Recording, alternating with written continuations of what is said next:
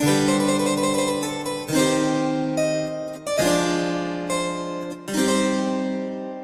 lupa like, subscribe, dan aktifkan lonceng notifikasinya. Assalamualaikum warahmatullahi wabarakatuh.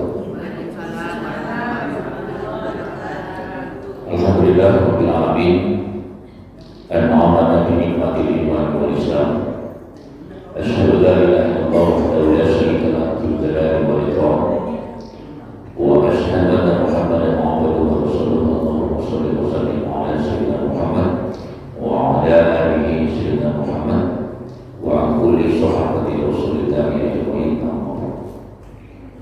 Wa Allah subhanahu wa ta'ala fil Qur'anil Karim, bismillahirrahmanirrahim, innal ladzina amanu wa hajaru wa jahadu fi sabilillah ulaika yarjuna rahmatullah wallahu ghafurur rahim. Sadaqallahul azim. Maha benar Allah dari segala macam. Pertama sekali yang kita hormati Ibu pengurus majelis taklim jamaah masjid Muslim Hadirin serta jajarannya, semoga sehat selalu ya Bu, agar dapat mengajak, menghimbau teman-teman muslim. Kemudian yang kita hormati Ibu para jamaah yang dimuliakan Allah, alhamdulillah dengan syukur siang menjelang sore ini kita dipertemukan oleh Allah, itu dalam rangka silaturahmi. Jarang-jarang kumpul seperti ini kan Bu, sekali seminggu beramai-ramai kita, kemudian sekaligus melanjutkan majelis taklim dalam sekali seminggu. Mudah-mudahan majelis taklim ini kiranya dapat menambah wawasan ilmu pengetahuan kita, terutama untuk meningkatkan nilai-nilai ubudiyah kita kepada Allah.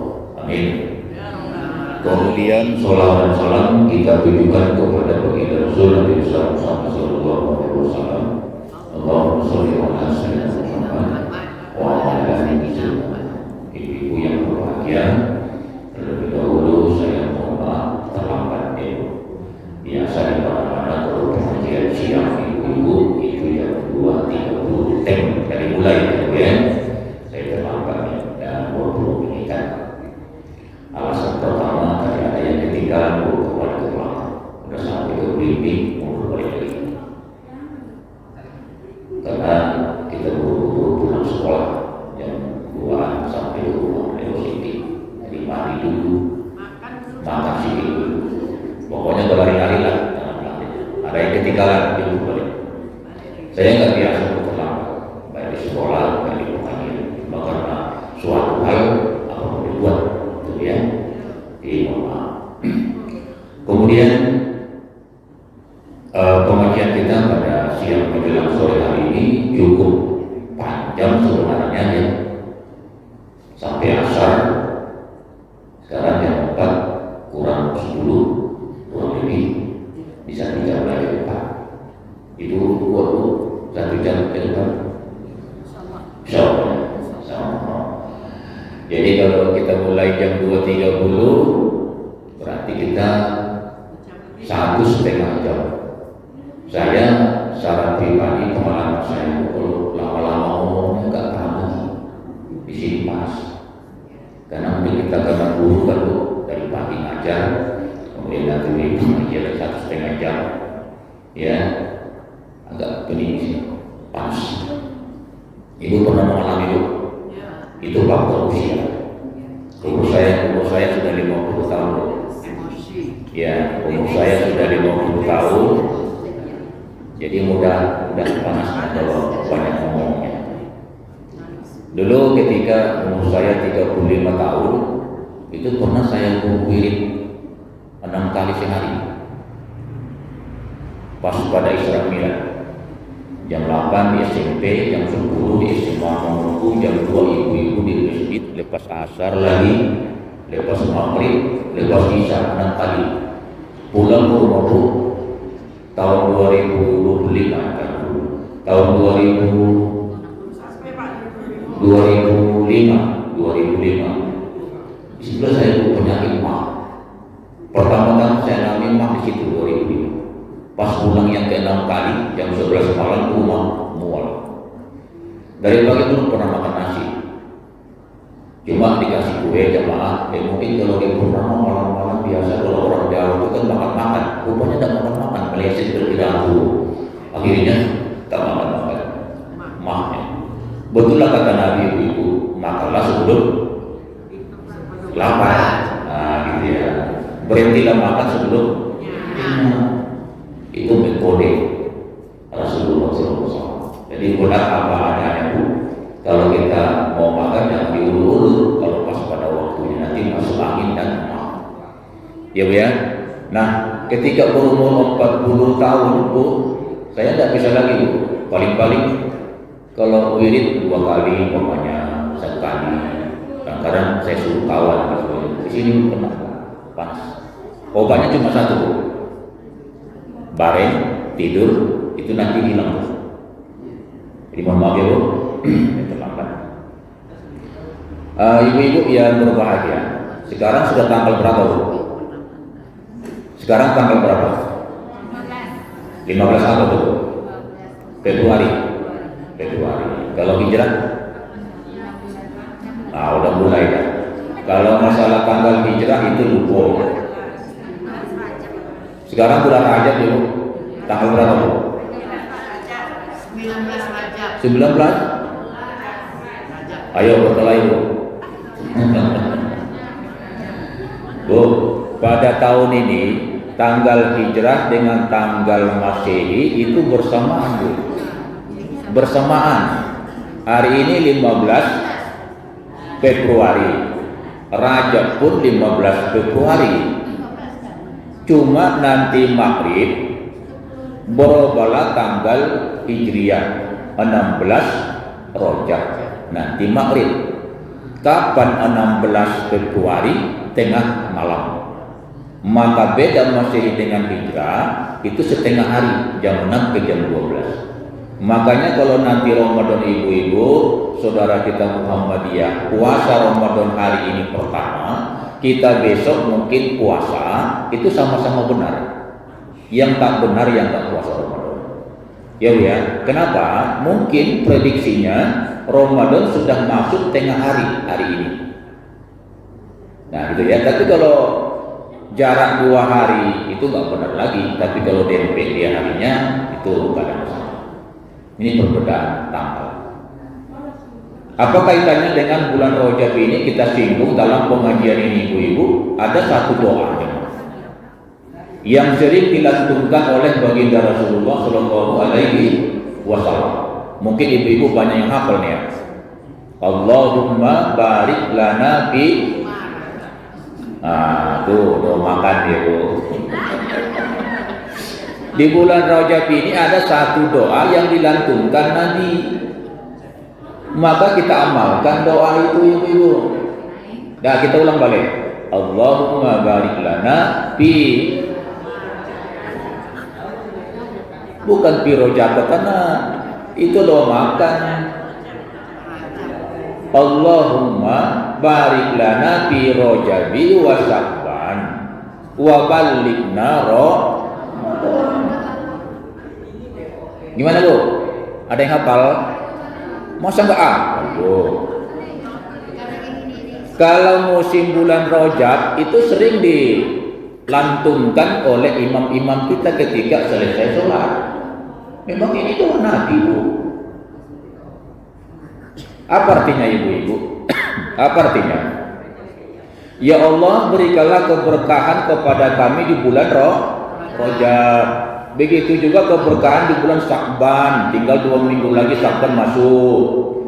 Wa balighna Ramadan, beri panjang umur, beri kesempatan kepada kami ya Allah bertemu Ramadan tahun depan. Ramadan tinggal 1,5 bulan lagi. Sya'ban 2 minggu lagi. Ini Rajab. Jadi karena ini nuansa Rajab yang kita bahas masalah Rajab. Kalau Sya'ban ya nantilah pada guru lain. Kalau Ramadan nantilah guru yang lain. Karena Rajab ini tinggal 2 minggu lagi lah kurang lebih. Nah, kita ulang kembali ibu-ibu. Allahumma, atau ikuti aja lah Bu, santai aja lah ya. Ikuti Bu. Allahumma barik lana fi Rajabi wa Sya'ban wa balighna Ramadan. Ibu-ibu duduk. 1 2 3. Inna lillahi wa inna ilaihi raji'un. Susah betul. Ya Bu. Kalau di Timur ini tak ada yang naik kelas nih Bu. Tak ada yang naik kelas kalau macam ini. Tapi masih belajar, Pak. Belajar. Iyalah, belajar namanya. Saya tidak marah dulu, senang saya. Karena ini kan sudah jam apa nih Bu? Jam rawan ya Bu ya. Jam 3 itu jam rawan, namanya jam ngantuk. Jadi kalau terlalu serius nanti ngajinya, ya Ibu nanti banyak yang lalai pula, ya Bu ya. Ulang balik Bu. Allahumma terus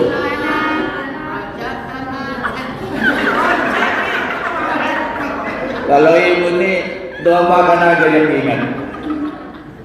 Doa makan. Pasal Ibu sehat ya Bu. Oke Bu. Allahumma barik lana fi Rajab wa Sya'ban wa balighna Ramadan. Udah, nanti Ibu mintalah sama pengurus. Ya, mana Ibu pengurus nih? Mana Ibu pengurus? Minta sama Ibu. Nanti diajarinya ibu-ibu juga lihat. Ibu pengurus. Oke. Baik. Lanjut Bu. Lanjut. Allahumma barik lana fi Rajab. Ya Allah, berikanlah keberkahan pada bulan Rajab. Keberkahan apa yang kita minta di bulan Rajab ini ibu-ibu? Yang pertama, keberkahan umur kita yang tersisa. Berkah umur yang tersisa selalu dimanfaatkan ke hal yang positif. Makanya kata Rasul ibu-ibu, sebaik-baik manusia panjang umurnya dari segi jumlah, tapi banyak amalnya. Itu orang baik. Berarti umurnya barokah. Sejelek-jelek manusia kata Rasulullah, panjang umurnya, tua dia, usianya lanjut dia, tapi jelek amalnya. Ibadah nggak mau. Itu jelek-jelek manusia. Jadi pilih mana Bu? Panjang umur dari segi jumlah, tapi selalu melaksanakan ibadah kepada Allah. Umur kita nggak ada yang bertambah panjang Bu, bertambah pendek. Makanya nggak ada doanya minta panjang umur. Walaupun ada minta doa panjang umur, Allahumma tawil umurana, ya Allah panjangkanlah umurku.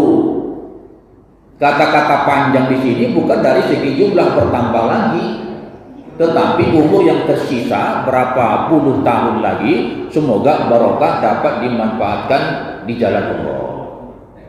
Karena pada hakikatnya ibu-ibu, umur kita semakin pendek, iya semakin pendek. Ketika dalam kandungan kodok ketentuan Allah, kita sudah ditentukan jatah umurnya, cuma kita tidak ingat ya Bu. Tidak ingat kan Bu, berapa minta kemarin? Nah, kalau Ibu minta kemarin umurnya 60, sekarang Ibu pakai sudah 50, tinggal berapa lagi? 10 lagi. Umur yang tersisa 10 tahun ke depan, minta barokah, selalu dimanfaatkan ke hal-hal positif, hal-hal kebaikan. Nah, itu yang kita minta Bu. Semakin panjang umurnya, semakin panjang usianya, tapi semakin malas dia beribadah kepada Allah. Padahal sering kita sampaikan, umur manusia itu diprediksi Nabi Sittina wa sab'ina sana. Cuma antara 60-70 tahun. Angkat tangan Bu, sini sudah 70 tahun. Alhamdulillah sehat. Ya lihat, penting ibadah. Yang 60 Bu, banyak. Tapi macam usia 30-an, 40-an apa? Amin. Semangatnya ya. Yang penting umur kita yang tersisa kita gunakan di jalan Allah. Umurnya nggak lama lagi. Kan ada banyak bu teman-temannya yang berangkat, nggak pulang-pulang lagi kan bu? Nggak pulang-pulang lagi, nggak. Nah satu, yang kedua, yang kita minta barokah di dalam bulan Rajab ini tentu adalah harta kita. Harta yang ibu miliki sekarang. Bukan masalah banyaknya bu harta itu, tetapi barokahnya harta itu yang kita minta sama Allah. Untuk apa harta yang banyak kalau tidak barokah? Harta panas namanya.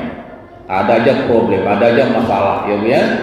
Dengan sendirinya harta itu habis karena panas dia, tak barokah dia. Jadi harta itu nggak perlu banyak bu, ya bu ya. Makanya Nabi tidak pernah menyuruh kita berdoa meminta kepada Allah minta harta yang banyak, tapi harta yang barokah. Ibu kira-kira minta mana bu? Harta yang banyak atau pas-pasan bu? Hah? Nah ibu minta harta yang apa? Harta yang banyak atau harta pas-pasan? Banyak. Banyak tapi barokah gitu. Tadi minta salah satu bu. Ibu minta banyak harta bu atau pas-pasan? Kalau saya minta pas-pasan aja bu. Pas beli mobil dapat, pas beli rumah dapat, pas beli kebun dapat, pas mau haji dapat, pas mau semua kepengen dapat. Selesai. Nggak perlu banyak kan bu? Nggak perlu banyak. Penting pas-pasan. Apa ibu mau dapat? Nah udah lah. Harta itu semakin dicari semakin kurang, bukan semakin cukup. Seperti kita mengejar rusa berlari, makin dikejar dia berlari, makin dikejar dia berlari. Kapan berhentinya bu? Hatta jurtumul maqabir, kata Allah di Al-Quran. Dah sampai kita ke liang kubur, mati kita baru berhenti mencari harta. Kalau belum sampai ke liang kubur, mati tak berhenti kita cari harta. Apakah Islam itu dilarang mencari harta yang banyak? Tidak. Islam itu harus kaya bu, tidak boleh miskin, tidak boleh melarat. Tapi ketika kita diberi amanah oleh Allah harta yang banyak, kita imbangi dengan apa bu? Kita imbangi dengan sosial kita, infak, wakaf, sedekah dan sebagainya. Karena apa yang kita simpan di jalan Allah, itulah harta kita bu, itulah milik kita. Apa yang disimpan di jalan Allah itu milik ibu. Kalau ibu tidak menyimpan di jalan Allah, itu bukan milik ibu. Makanya kata Nabi, milik kita cuma 3. Yang pertama, apa makanan minuman yang sudah lewat lewat tenggorokan, itu milik kita. Tapi kalau makan minum baru sampai di mulut, belum sampai lewat tenggorokan, belum tentu milik kita. Kadang-kala kita makan bakwan, terasa ada batu-batu pasirnya, kita buang, kita muntahkan. Rezeki siapa? Mungkin ayam, mungkin semut, kalau belum sampai lewat tenggorokan. Makan minum sudah lewat di tenggorokan, itu milik ibu, bukan milik orang lagi. Ya ya. Kadang ibu makan kue di rumah, tiba-tiba datang anak ibu, mak minta kue, nggak jadi. Berarti tak milik ibu, nggak jatah ibu. Apalagi bu yang kedua milik kita, pakaian, apapun pakaiannya, ya, yang sudah kumuh, lusuh. Kalau pakaian second itu masih bisa dipakai orang, masih layak pakai. Tapi kalau pakaian sudah koyak-koyak, kumuh, ya, itu milik kita, nggak ada yang mau lagi. Yang ketiga, milik ibu. Apa harta yang ibu simpan di jalan Allah? Kalau deposito uang ibu di bank, macam mana pun banyaknya, itu tidak milik ibu, yang sebenarnya milik. Mati kita berkelayan, kita berantem, ya bu ya, parang-parangan, tak berteguran, putus silaturahmi, tak beradik. Kan harta warisan dapat sedikit, ya bu ya. Nah, makanya dulu pernah kita sampaikan bu, bagi ibu-ibu yang pernah melihat saudara-saudaranya yang meninggal, ya bu ya. Saudara ibu yang meninggal, perhatikan kalau ibu-ibu kain kafannya 5 ya bu, 5 kan bu kain kafannya, 5 lapis putih-putih. Kalau laki-laki berapa bu? 3 lapis. Ya, Yang 5 lapis itu kain kapan si mayit bagi perempuan tidak boleh pakai kantong. Betul loh? Tidak boleh kan pakai kantong? Kenapa tidak boleh Bu pakai kantong kain kapan? Karena tidak ada harta yang mau dibawa. Itu renungan Bu untuk kita. Tapi kalau kita masih hidup Bu, baju kemeja kita harus pakai kantong. Kenapa? Karena bawa barang-barang, bawa harta, bawa duit, bawa HP. Kalau nggak pakai kantong, taruh di mana? Tapi kalau mati Bu, nggak boleh pakai kantong Bu. Kain kapan itu? Karena bukan harta yang dibawa. Iya kan Bu? Pernah nggak Ibu perhatikan tuh? Pernah nggak Ibu perhatikan tuh? Pernah? Pernah, tapi nggak terpikir ke situ kan Bu. Nggak boleh berkata. Yang kita bawa adalah amal soleh. Boleh Bu cerita? Boleh cerita? Oke. Ibu mungkin di rumah ada yang peliharaan ayam Bu? Ada? Memelihara ayam ada di rumah? Nggak ada? Nggak ada punya ayam? Saya masih memelihara ayam Bu, di belakang pakai pagar-pagar seng gitu ya. Ibu pernah nggak perhatikan Bu, ayam Ibu di belakang rumah kalau ada ayamnya, anak ayam ngomong-ngomong sama mamanya? Pernah Ibu perhatikan? Ini kan mau cerita nih, ya kan Bu? Anak ayam pernah nggak Ibu perhatikan dia ngomong-ngomong sama induknya? Saya pernah. Iya, saya pernah perhatikan Bu, anak ayam dia nanya sama mamanya. Jadi kata anak ayam itu, "Ma," kata dia, "ada apa nak?" Kata ibu ayam, "Kenapa manusia di dunia setiap orang satu namanya, jarang sama namanya. Tapi kalau kita ayam, nama kita cuma satu, ayam." Itu pertanyaannya Bu, saya tengok. Apa kata induk ayam? Apa kata induk ayam Bu? "Nah," kata dia, "manusia lah. Namanya setiap orang berbeda. Karena manusia itu terkenal ketika mereka hidup. Tapi ketika manusia mati, nama mereka tidak banyak, cuma satu, si mayit. Nama ibu hilang.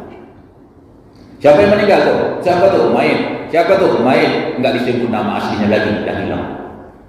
Jadi manusia, kata ibu ayam, mereka terkenal ketika hidup, maka namanya berbeda-beda. Tapi ketika manusia mati, nama mereka satu aja, si mayit. Jadi kalau kita ayam macam mana?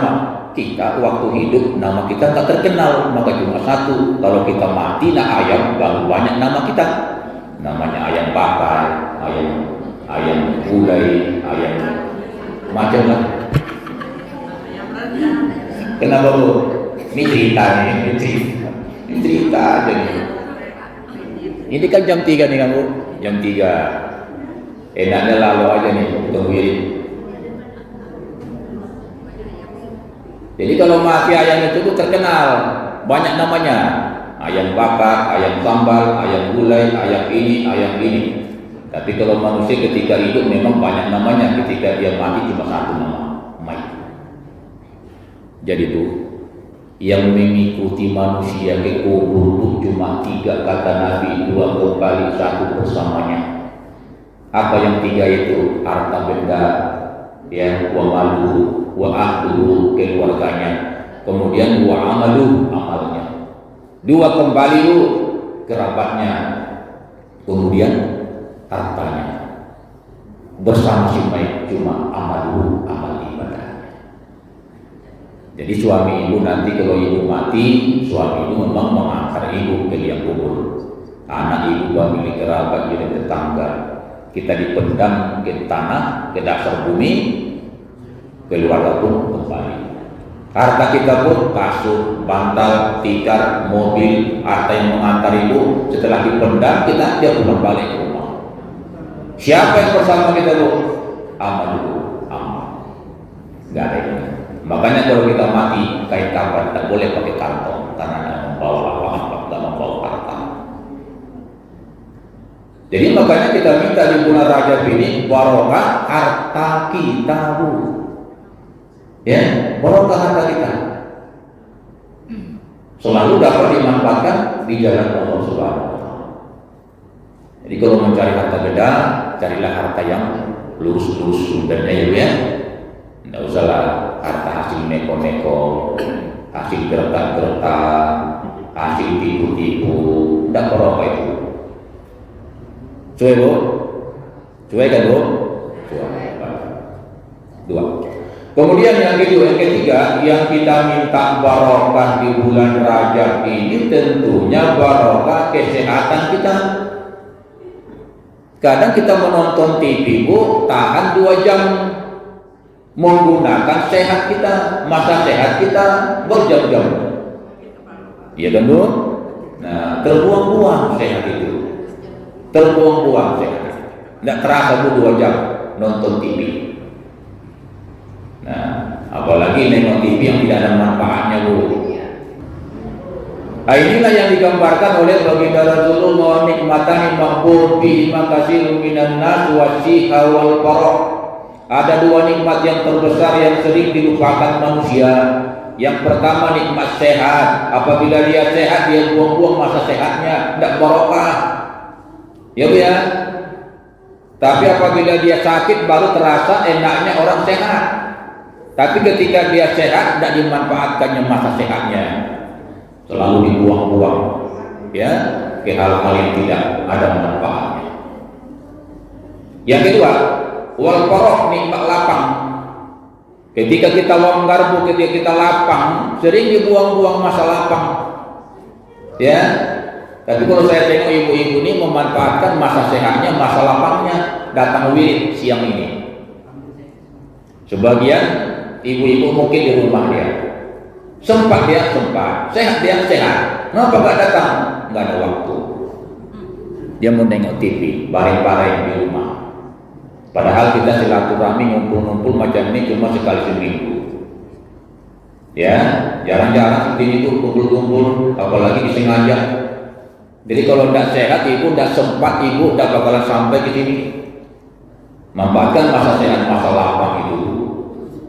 Kalau boleh tanya ibu-ibu, kalau ibu besok sudah pensiun, bagi yang pensiun, tak kerja lagi, ya, atau usia lanjut ibu nanti, kira-kira semakin lapang tak ibu beribadah, atau semakin sempit? Semakin lapang, ya Bu. Apa alasan ibu semakin lapang kalau sudah pensiun? Oh, karena tidak kerja lagi, waktu sudah lapang untuk beribadah, gitu ya. Yang lain Bu, ada yang kontra? Semakin lapang Bu, semakin bertambah umur kita, semakin usia lanjut, semakin lapang atau semakin sempit beribadah? Semakin lapang ya. Setuju Bu? Setuju. Saya nggak setuju. Saya nggak setuju. Ya kita punya alasan kok. Kita punya alasan. Semakin pensiun kita, semakin berhenti kerja, usia kita lanjut 60, 70 dan seterusnya, bukan semakin lapang beribadah Bu, percayalah Bu.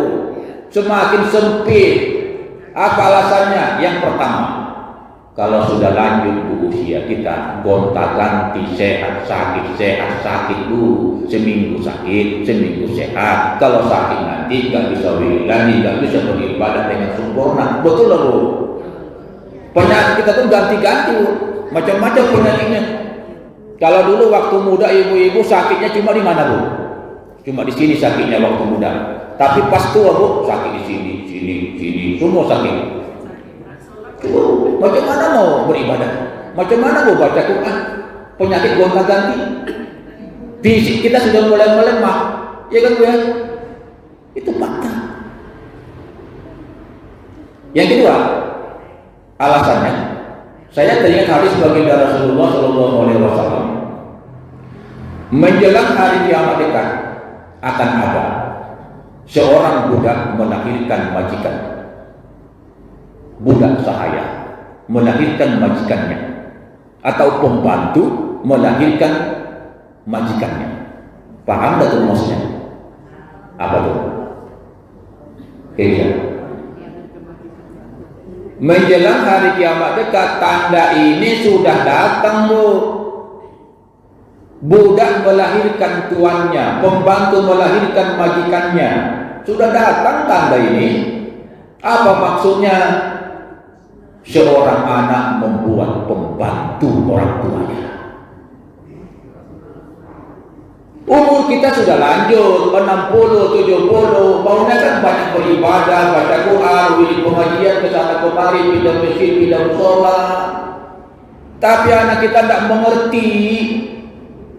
Mereka suami istri, orang karir, orang kantoran, mereka punya anak kecil diantar kemana, Bu? Ke rumah ibu, neneknya.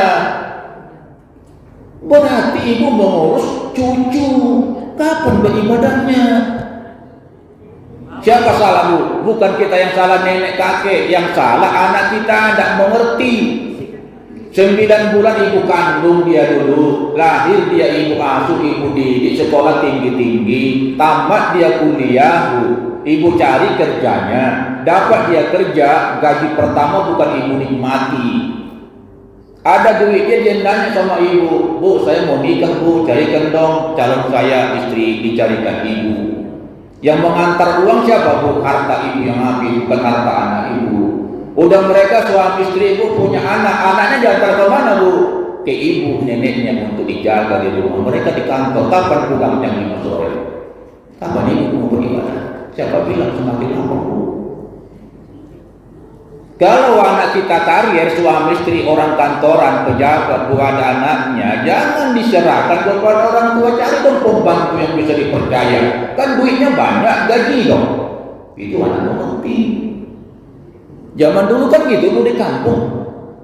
Kita anaknya bilang sama bapak kita, Pak, kita ke rumah nenek lah, jangan sekarang.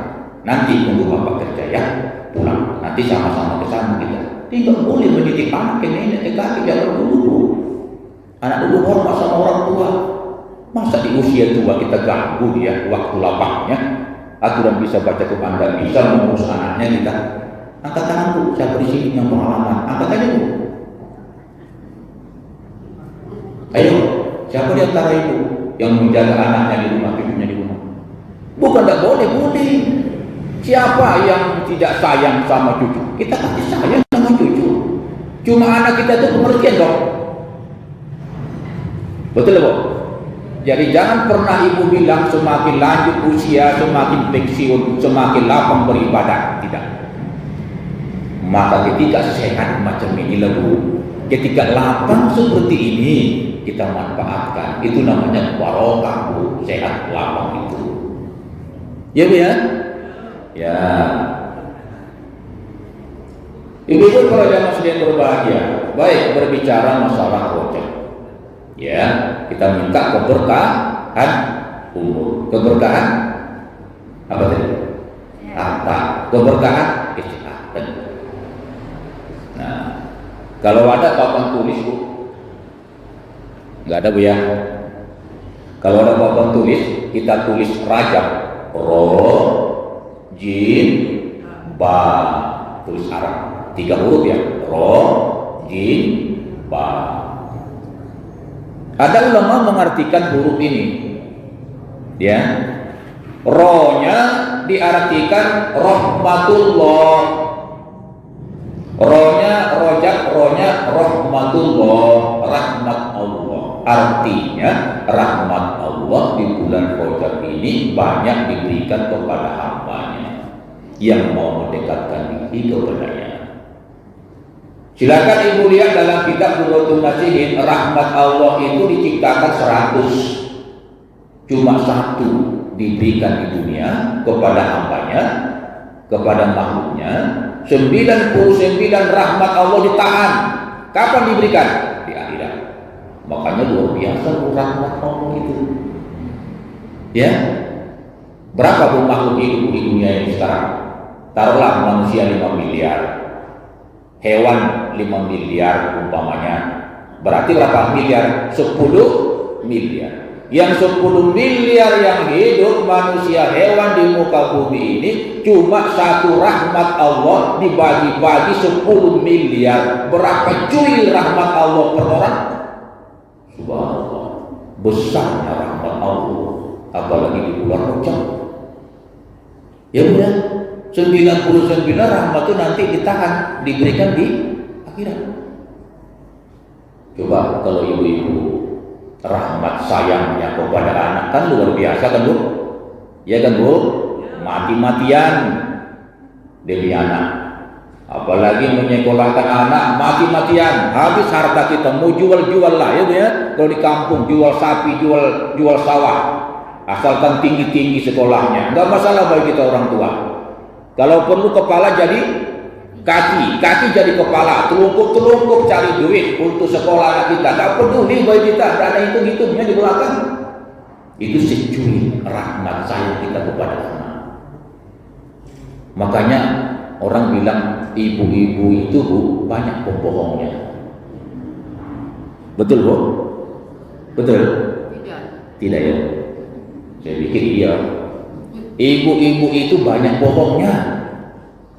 Tetapi bohong kebaikan, bohong sayang. Contoh, anak kita makan di dapur, datang ibu, makan lama, kata anak, udah nak, saya ini masih kenyang, padahal masih lapar. Apa sebab? Biar anaknya yang makan duluan. Berarti itu bohong dong sama anak ibu, tapi bohong karena sayang, bohong kebaikan. Enggak, kan bohong kebaikan itu ya. Apalagi tengah malam anak ibu sakit, berminggu-minggu sakitnya parah umpamanya, ibu tunggu, apa kata anak ibu? Nah, udah tengah malam jam 12, istirahatlah, tidurlah, saya tidak apa-apa, ada kurang sakit saya. Apa kata ibu? Saya tidak ngantuk. Padahal ibu ngantuk. Bohong itu. Itu karena rahmat Allah, sayang Allah sedikit sekali. Ya kan Bu? Bohong itu. Tidak ngantuk karena di pikiran ibu takut ada hal-hal tak diinginkan sama anak ibu. Tapi kalau ibu yang sakit, tidak tidur mana? Anak ibu enak nggak tidurnya Bu? Ya? Kalau ibu sakit, anak ibu tidur nggak nyenyak?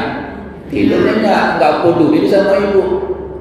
Makanya kalau orang tua dia sakit anaknya dia berdoa, ya Allah sembuhkanlah penyakit anak saya.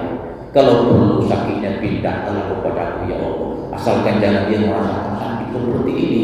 Tapi kalau orang tua sakit, biasa anaknya yang nggak tahu diri dia berdoa, ya Allah cepatkan mati mamaku ya Allah, supaya harta warisannya dapat saya ambil. Kayak gitu. Ya Bu ya. Jadi satu nikmat, satu rahmat Allah kita bagi-bagi penduduk di dunia. Kalau 10 miliar manusia dengan hewan, berapa cuy rahmat kita dapat? Sedangkan kita kepada anak luar biasa. Apalagi induk ayam Bu, induk ayam anaknya 11, anaknya 12, masih kecil-kecil. Induk ayam mau dia pasang badan kepada musuh-musuhnya daripada anaknya diterkam dimakan mangsa, dimakan musuh, apa? Lawan-lawannya. Ya kan Bu? Dilindungi induk ayam, anaknya pasang badan induknya biar dia mati duluan ketimbang anaknya dari musuh itu. Itu sebagian kecil rahmat Allah dikasih Allah. Jadi bulan Rajab ini kita melaksanakan kebaikan-kebaikan agar rahmat Allah selalu mendekat kepada diri kita. Rahmat itu sama dengan hidayah. Hidayah, rahmat itu tidak ditunggu, tapi kita songsong dia, kita cari dia, kita kejar hidayah rahmat itu. Dengan cara apa? Memperbanyak amal soleh. Semakin banyak amal soleh, semakin banyak amal ibadah, semakin dekat rahmat kepada kita, semakin dekat hidayah kepada kita. Sebaliknya, semakin kita malas beribadah, ya, semakin menjauh hidayah rahmat dari kita. Siapa saja, ya, orang-orang yang mendapat rahmat Allah itu silakan ibu tengok dalam surah Al-Baqarah 282 kalau salah. Innal ladzina amanu wa hajaru wa jahadu fi sabilillah ulaika yarjuna rahmatallahi wallahu ghafurur rahim. Dalam ayat ini Bu, ada 3 sebenarnya golongan untuk meraih rahmat Allah itu, mendekat kepada diri kita rahmat itu. Yang pertama, innal ladzina amanu, orang beriman. Kita semua ini kan orang beriman ya Bu, orang beriman. Harga mati kan Bu, jangan pernah melepaskan iman yang sudah ada di sini. Ya, jangan pernah. Apapun risikonya, pertahankan iman itu, pertahankan Islam itu. Allah berpesan dalam ayatnya, wala tamutunna illa wa antum muslimun. Jangan kamu mati kecuali dalam keadaan Islam, keadaan dalam iman. Itu pesan Allah. Sekali beriman, sekali Islam, harga mati, sampai mati pun iman Islam jangan lepaskan. Karena kata Nabi Bu, semua umatku nanti di hari kiamat pasti masuk surga, illa apa, kecuali orang yang enggan, kecuali orang yang tidak mau. Apa kata para sahabat? Siapa yang enggan tidak mau masuk surga itu ya Rasul? Ketika hidup di muka bumi tidak mau dia melaksanakan amal ibadah. Berarti itu orang enggan, orang tak mau ke surga. Yang jelas kata Nabi, semua umatku pasti ke surga. Pasti ke surga. Apa modal kita Bu? Iman. Ada di sini. Cuma nafsu kita mengalahkan iman. Banyak berbuat dosa maksiat, akhirnya mampir dulu di neraka. Habis disiksa neraka, keluar dari neraka. Habis itu kemana? Ke surga. Itu kelebihan kita, orang Islam. Jadi orang mendapat hidayah rahmat itu dalam ayat ini ibu-ibu, innal ladzina amanu, orang beriman. Jadi sekali beriman harga mati, pegang, jangan lepaskan ini. Jadi orang-orang beriman itulah yang berhak mendapat rahmat Allah. Apalagi di bulan Rajab ini. Yang kedua, wahajaru, orang-orang yang selalu hijrah dari perbuatan yang tidak baik menuju perbuatan yang lebih baik, itu mendapat rahmat. Yang ketiga, wajahadu fi sabilillah, orang-orang yang berjihad di jalan Allah. Apa yang kita jihadkan itu ibu, anfusahum wa amwalahum, jiwa raga kita dan harta benda kita persembahkan ya. Kalau ibu tengok nanti rumah Bu, surah Taubah 111, innallaha ashtara minal mu'minin anfusahum wa amwalahum bi anna lahumul jannah. Kita nih orang-orang yang beriman ini sudah dibeli oleh Allah. Jadi kita berjual beli dengan Allah. Siapa si penjualnya? Kita, hamba Allah. Siapa pembelinya? Allah. Apa yang kita jual kepada Allah?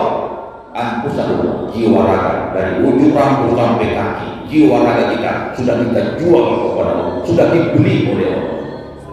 Maka jangan manfaatkan tubuh kita ini, jiwa raga kita ini selain untuk Allah lagi, karena diri kita sudah dibeli oleh Allah. Apalagi Bu, yang dibeli Allah, wa amwalahum, harta benda itu sudah dibeli Allah. Apa alat pembelinya? Apa alat pembelinya? Uang, dinar? Tidak. Alat pembelinya bi anna lahumul jannah, surga. Jadi kalau jiwa raga kita, harta benda kita berjihad dipersembahkan untuk Allah, berarti alat pembelinya yang kita peroleh surga. Surga itu tidak mudah Bu memasukinya, simsalabim, seperti membolehkan kedua telapak tangan masuk surga. Sulit. Sedangkan ahli ibadah saja mereka tidak yakin dia masuk surga. Makanya para ulama kita, para kiai kita sering berdoa, ya Allah, saya tidak pantas masuk surga walaupun dia ahli ibadah, ya.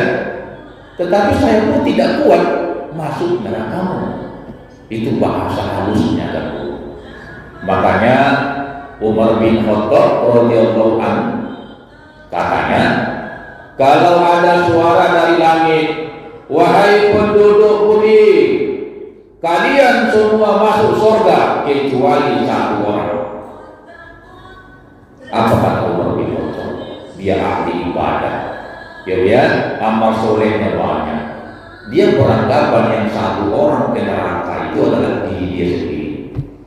Bagaimana dengan kita? Amalnya belum seberapa, sudah pede kita penghuni surga. Umar bin Khattab ahli ibadah, dia tidak yakin dia ke surga, Bu. Jadi masuk surga itu kan, Bu, tidak mudah, tanpa perjuangan, jihad, jiwa raga kita, harta benda kita serahkan untuk Allah. Nah, jadi ibu-ibu yang dimuliakan Allah, itu pertama, rahmatullah, rahmat Allah, rohnya ya, rohnya. Apalagi hurufnya jin. Diartikan ulama kita jurmul abdi. Jinnya itu diartikan jurmul abdi, dosa-dosa hamba. Artinya apa? Kalau di bulan Rajab ini, Bu, kita manfaatkan, karena keberkahan Rajab ini kita manfaatkan, kita bertaubat, mengakui kesalahan kita kepada Allah. Dosa-dosa kita yang pernah kita lakukan serius, ya. Nah, itu diampunkan oleh Allah. Jurmul abdi, dosa-dosa hamba Allah di bulan Rajab ini dihapuskan oleh Allah. Justru kalau kita tengok dalam sebuah hadis kursi, Allah mengatakan, wahai malaikat kiromal katibin. Siapa itu? Kiromal katibin itu siapa? Mencatat amal baik, amal buruk. Wahai malaikat kiromal katibin, pencatat amal baik, amal buruk manusia. Apabila hambaku di bulan Rajab ini melaksanakan satu dosa maksiat, tangguhkan dulu, jangan tulis dosanya berapa. Inilah berkahnya Rajab ini. Kita manfaatkan berbuat terbaik. Jadi ibu, para jamaah sekalian yang dimuliakan Allah, siapa sih di antara kita yang tidak ada dosanya? Dia kan tuh pasti punya dosa dan kesalahan. Baginda Rasul aja, Bu, sudah dijamin maksud dari dosa kesalahan, namun dia bertaubat, minta ampun kepada Allah itu 70 kali, bahkan riwayat mengatakan 100 kali per hari dia bertaubat kepada Allah. Padahal dia tak ada dosanya, 70 kali dia bertaubat kepada Allah. Kalau kita gimana, Bu? Makanya ada hadis Nabi, malam yastaghfirillah bi kulli yaum faqad zalama nafsa. Siapa di antara umatku tidak pernah dia bertaubat minta ampun atas dosa kesalahannya kepada Tuhannya marrotain dalam sehari semalam 2 kali, faqad zalama nafsa, berarti dia sudah menzolim, menganiaya dirinya sendiri. 2 kali saja kita tidak mau minta ampun dalam 24 jam, kita sudah menzolim diri kita. Nabi 70 kali. Jadi manfaatkan di bulan Rajab kita kembali ke pangkal jalan, mengakui kesalahan kita, disengaja ataupun tidak. Wallahu ghafurur rahim. Allah itu Maha Pengampun lagi Maha Penyayang. Udah berapa, Bu? Asar mau masuk. Nanti 10 menit pertanyaan dari Ibu. Birrullahi ta'ala diartikan banyak birrullah, kebaikan-kebaikan Allah. Di bulan Rajab ini kebaikan-kebaikan Allah diberikan kepada hambanya luar biasa banyaknya, Bu, dibanding di luar bulan-bulan yang lain selain Ramadan. Ya, Bu, ya. Saya pernah kutip hadis qudsi dari Allah Subhanahu wa taala, ya, untuk menguatkan kajian kita ini supaya semakin semangat kita melaksanakan berbagai macam ibadah kepada Allah. Hadis ini, Ibu, bunyinya sebagai berikut, hadis qudsi.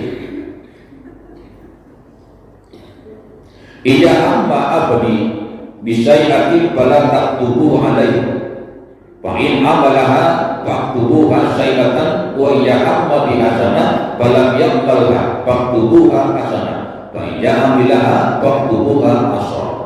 Artinya gini, apabila hambaku merencanakan melaksanakan suatu kejahatan, ya, apabila hambaku berencana melaksanakan suatu dosa kejahatan, maka malaikat saya larang untuk menulisnya langsung, ya. Tetapi apabila hambaku itu merencanakan suatu kejahatan, kemudian langsung dia memperbuat kejahatan itu, faktubuha bisayyah, maka tulislah wahai malaikat satu dosa.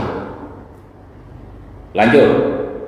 Wa ijahamma, apabila hambaku berencana melaksanakan suatu kebaikan, apapun kebaikannya, maka tidak jadi dilaksanakan kebaikan itu, maka disuruhnya malaikat menulis satu pahala. Apabila hambaku berencana melaksanakan suatu kebaikan, tiba-tiba jadi dia lakukan kebaikan, maka beri dia 10 pahala. Ini kan contoh birrullah, kebaikan Allah terhadap hambanya. Jadi artinya Bu, kalau kita berbuat jahat, rencana berbuat jahat, contohnya nanti kalau pulang ibu ke rumah, kebetulan suami belum pulang kantor nanti. Saya tahu, kata ibu, simpanan uang suami saya di bawah bantal. Nanti saya ambillah uangnya kira-kira 100.000 tanpa sepengetahuannya. Itu kan rencana buruknya. Kalau ibu tidak langsung mencuri duit 100.000 itu, ibu tidak diberi apa-apa dosa. Tapi apabila jadi ibu lakukan mencuri uang suaminya 100.000, nanti pulang wirid, ibu mendapat cuma 1 dosa. Tapi apabila kita berencana berbuat kebaikan, contoh, nanti kata ibu-ibu pulang nanti ke rumah lepas asar, saya ambillah dulu Al-Quran, menjelang maghrib di teras duduk baca-baca sambil menunggu azan maghrib, entah selembar 2 lembar. Tiba-tiba sampai ke rumah, ibu sudah mau ambil Al-Quran, tiba-tiba datang tetangga jiran tamu, Assalamualaikum. Waalaikumsalam. Tidak jadi membaca Al-Quran, tetap dikasih Allah ibu 1 pahala. Tapi apabila jadi laksanakan baca Quran, dapat 10 pahala. Ini namanya kebaikan-kebaikan Allah. Apalagi di bulan Ramadan, maka banyak birrullah, kebaikan-kebaikan Allah diberikan kepada hambanya, sangat banyak tak terhingga di bulan Rajab yang penuh barokah ini. Maka tidak heran kita selalu berdoa, Allahumma barik lana bima razaqtana, apa ya? Barik lana bi rajab, ya, minta keberkahan di rajab ini. Ada lagi Bu hadis kursi yang lain kita baca. Rupanya apabila hamba Allah melaksanakan suatu dosa atau kejahatan, itu Allah menyuruh malaikatnya tunggu dulu 7 jam. Ditunggu 7 jam. Jangan ditulis dosa dulu. Mana tahu dia bertaubat dalam waktu 7 jam, dia menyesal. Tetapi apabila hambaku berencana berbuat suatu kebaikan, tak perlu tunggu tulis, langsung tulis 10 pahala. Alangkah pengasih penyayangnya Allah kan Bu. Makanya ketika orang sholat, ya, ketika membaca Al-Fatihah, Alhamdulillahirabbil alamin sampai Ar-Rahmanir Rahim, Allah Maha Pengasih lagi Maha Penyayang, itu dijawab Allah. Memang benar. Saya ini kata Allah pengasih penyayang untuk kalian. Cuma kalian saja yang tidak sayang kepadaku, kata Allah. Buktinya ketika muadzin berkumandangkan azan, itu panggilan saya melalui muadzin, hayya shalah, hayya falah. Kalian tidak mau memenuhi panggilanku karena kalian tidak sayang kepadaku. Saya ini sayang kepada kalian, kata Allah. Jadi orang yang sholat itu berdialog dengan Allah. Rahim, Allah Maha Pengasih Maha Penyayang. Allah jawab, betul, saya ini pengasih penyayang, cuma kami yang sayang kepadaku. Alhamdulillah, segala puji bagi Allah Tuhan segala alam. Allah jawab, benar, memang saya ini adalah apa nih? Pujian adalah untuk saya. Tetapi kalian selalu memuji-muji orang lain. Asal Bapak senang, asal Bapak suka. Jadi pujian itu bukan milik manusia, tapi milik Allah. Lillah, milik Allah. Segala puji lillah, milik Allah. Jadi kalau kajian ilmu tauhidnya pun mengatakan, kalau di hati kita memang apabila ada orang berbuat baik kepada kita, hati kita memuji orang lain, itu sudah mengurangi nilai ketauhidan kita, keyakinan kita. Tapi biarlah mulut kita yang memuji kebaikan orang, tapi hati kita yang dipuji sebenarnya adalah Allah Subhanahu wa Ta'ala. Ya, saya rasa itu aja Bu. Apa tadi Bu? Rohnya rahmat Allah. Kalau jinnya jurmul abdi, dosa-dosa hamba. Kalau kita bertaubat, memang Allah Maha Pengampun. Banyak birrullah, kebaikan Allah. Seperti yang kita sampaikan tadi. Makanya program ini kita manfaatkan untuk memperbanyak nilai-nilai amal ibadah. Baik ibu-ibu, tinggal 7 menit lagi, silakan bertanya. Tadi bilang Bapak kan, kalau kita berbuat kebaikan dicatat segera. Kalau kita membuat keburukan, belum tentu dicatat oleh Allah. Tunda. Itu. Malaikat ini. Ini pertanyaan saya begini Pak. Seumpama saya ini menceritakan orang, tapi yang saya ceritakan itu adalah benar, yang kejadian gitu Pak. Jadi saya cerita sama orang lain gitu. Kemudian saya sadar bahwa saya menceritakan orang si Anuni tadi dosa, kan gitu. Tapi saya banyaklah beristighfar, banyaklah saya menyesal apa perbuatan cerita saya ini. Apakah itu dicatat juga oleh malaikat Pak? Oke. Kesalahan saya itu. Oke, sudah Bu ya. Tadi kita sampaikan 7 jam ditunggu dulu. 7 jam ditunggu dulu. Apakah menyesal selama 7 jam? Kakak ada beristighfar. Menyesal Ibu? Menyesal, enggak ditulis. Tapi kalau sudah 7 jam, ibu tak menyesal, baru ditulis. Kemudian ibu menyesal lagi, dihapus lagi. Nah, kembali yang pertama tadi pertanyaan ibu, kita menyebut orang lain di belakangnya, kan gitu ya Bu? Nah, itu kan dosa.